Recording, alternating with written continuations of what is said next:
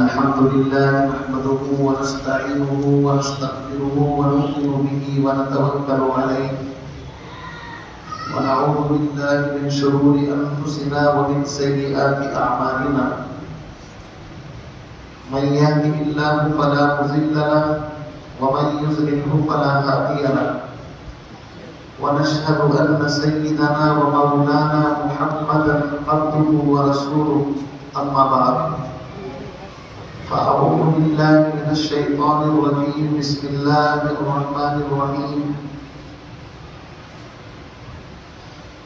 لو أنزلنا هذا القرآن على جبل لرأيته خاشعا متصدعا من خشية الله وتلك الأمثال نضربها للناس لعلهم يتفكرون وقال الله تبارك وتعالى في مقام آخر إنا نحن نزلنا الذكر وإنا له لحافظون وقال الله تبارك وتعالى شهر رمضان الذي أنزل فيه القرآن هدى للناس وبينات من الهدى والفرقان صدق الله العظيم وقال النبي صلى الله تعالى عليه وسلم خيركم من تعلم القرآن وعلمه وہ معزز تھے زمانے میں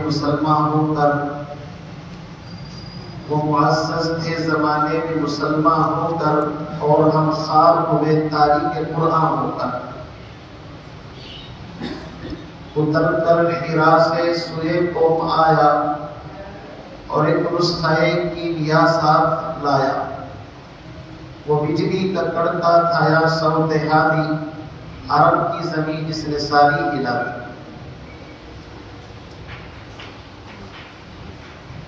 انتہائی واجب الاحترام بزرگوں دوستوں، آج آپ کی اس سلیم جامع مسجد کے اندر ختم قرآن کی ایک تقریب ہے، ایک چھوٹا سا پروگرام ہے۔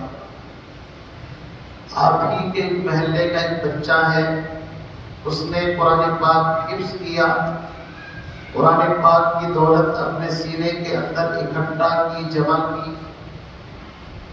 تو ہم سب اس کے اعزاز اکرام کے اندر یہاں پر مل بیٹھتے ہیں۔ اللہ رب العزت ہمارے اس مل بیٹھنے کو قبول فرمائے۔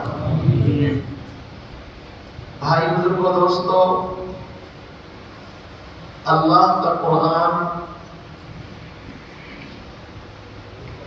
یہ اتنی عظیم الشان دولت ہے کہ جس سینے کے اندر قرآن ہو اور پھر وہ اپنے آپ کو کمتر محسوس کرے تو اس نے اللہ کی اس نعمت کی ناقدری کی۔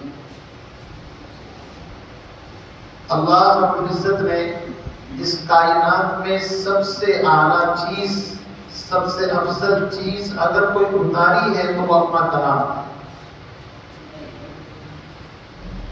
یہ قرآن لوح محفوظ کے اندر جیسا تھا ایسا ہی بعینی اپنی اصلی شکل کے اندر تو جلدوں کے درمیان آج ہمارے اور آپ کے سامنے موجود ہے۔ نہ ایک زبر، نہ ایک نقطہ، نہ ایک تشدید، کسی ایک نقطے کا اس کے اندر کوئی انٹرفیئر نہیں ہوا، نہ اس کے اندر کوئی انٹرفیئر کر سکا اور نہ کر سکے گا۔ وجہ اس کی یہ ہے کہ اس سے پہلی جو آسمانی کتابیں تھیں، تورات، انجیل، زبور، آج ان کا صرف نام باقی ہے، لیکن اصلی شکل کے اندر نہ تورات موجود ہے، نہ انجیل، نہ زبور، کوئی آسمانی کتاب محفوظ نہیں علاوہ قرآن پاک کے۔ اس لیے کہ پہلے انبیاء علیہ السلام کی جو نبوت تھی وہ ایک لمیٹڈ زمانے کے لیے تھی۔ آدم علیہ السلام آئے ایک محدود وقت کے لیے، حضرت نوح علیہ السلام آئے ایک محدود لمیٹڈ وقت کے لیے، حضرت ابراہیم علیہ السلام ایک مخصوص قوم اور مخصوص طبقے کی طرف مخصوص زمانے کے لیے آئے۔ ہر نبی اپنے اپنے زمانے کے اندر آتا رہا جاتا رہا، لیکن آمنہ کے لال جناب محمد الرسول اللہ صلی اللہ علیہ وسلم کی نبوت نہ کسی زمانے کے لیے خاص ہے نہ کسی جگہ کے لیے خاص ہے۔ آپ کی نبوت ہر اس انسان کے لیے ہے، بشر کے لیے ہے۔ جہاں جہاں تک رب کی ربوبیت ہے وہاں وہاں تک محمد عربی صلی اللہ علیہ وسلم کی نبوت اور مصطفیت ہے۔ جیسے وہ نبی ایک مخصوص وقت کے لیے آئے اور چلے گئے تو ان کے جو معجزات تھے وہ بھی ان کے ساتھ ساتھ چلے گئے۔ مثلا موسیٰ علیہ السلام کو اللہ نے عصا دیا تھا، جب زمین پر اس کو ڈالتے تو اژدہا بن جاتا تھا۔ آج بھی اگر وہ عصا موجود ہو، سارے دنیا کے انسان مل کر کے قوس قطب ابدال اس کو زمین پر ڈالیں اٹھائیں، لیکن وہ اژدہا نہیں بن سکتا۔ تو نہیں بن سکتا ہے، نہیں بن سکتا۔ موسیٰ علیہ السلام جس دور پہاڑ کے اوپر جاتے تھے، اللہ رب العزت سے بات ہوتی تھی، ساری دنیا کے انسان مل کر کے اس پہاڑ پر جائیں اور یہ سوچے کہ ہماری بھی اللہ سے بات ہو جائے، بات ہو سکتی ہے؟ نہیں ہو سکتی۔ کیوں؟ اس لیے کہ معجزہ اس کو کہتے ہیں جو خاص نبی کے ہاتھ پر ظاہر ہوتا ہے۔ ساری دنیا کے انسان مل کر کے اس پہاڑ پر جائیں جہاں حضرت صالح علیہ السلام نے اللہ سے دعا مانگی تھی اور اونٹنی کو پہاڑ سے نکال کر کے اپنی قوم کو دکھایا تھا۔ میں کہتا ہوں سارے علماء غوث قطب ابدال مل کر کے اس پہاڑی پر جائیں اور جا کر کے دعا کریں تو شاید ایک چیونٹی بھی وہاں سے نکل کر کے نہ آئے۔ کیوں؟ وجہ اس کی یہ ہے کہ یہ معجزات ہیں، صرف نبیوں کے ہاتھ پر ظاہر ہوتے ہیں۔ ہر انسان کے ہاتھ پر معجزے ظاہر ہوں تو پھر نبی اور غیر نبی میں کیا فرق رہ جائے گا؟ وہ نبی آئے اپنے اپنے زمانوں کے اندر معجزات لے کر کے آئے، چلے گئے۔ حسن یوسف دم عیسیٰ ید بیضا داری، آنچ خوبا ہما دارن تو تنہا دار۔ لیکن آخر کے اندر جناب محمد الرسول اللہ صلی اللہ علیہ وسلم تشریف لائے۔ بے شمار معجزات اللہ نے اپنے نبی کو عطا فرمائے۔ ہم نے سنا ہے کتابوں کے اندر کہ پیغمبر علیہ السلام نے اپنی شہادت کی انگلی اس طرح چاند کی طرف کی تو چاند دو ٹکڑے ہو گئے۔ کسی نے کہا ہے کہ تم چاند کی دنیا تک پہنچے ہو سہارے سے۔ آج کی دنیا کے سائنسداں کتنے سارے سہارے لے کر کے آسمانوں تک پہنچنے کی باتیں کر رہے ہیں، پتہ نہیں پہنچے یا نہیں پہنچے، کوئی گارنٹی نہیں۔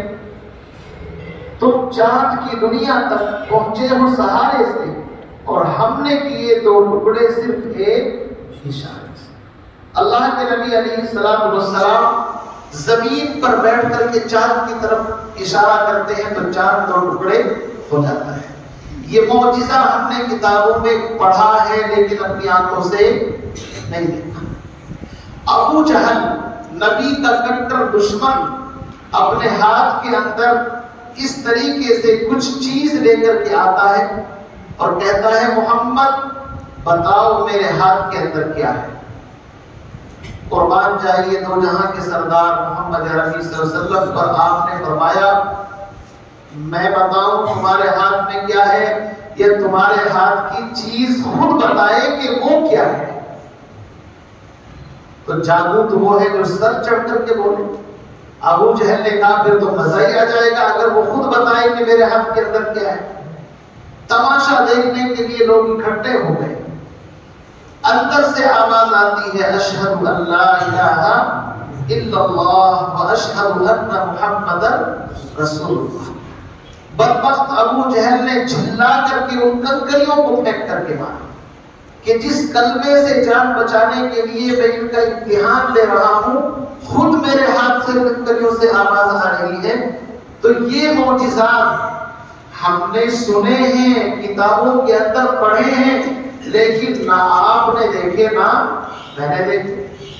ہم نے سنا ہے کہ پیغمبر علیہ السلام بھوک کی شدت سے بےتاب ہے۔ ابو بکر صدیق، حضرت عمر بھوک کے عالم کے اندر پریشان، کھانے کی وجہ سے فاقہ ہے۔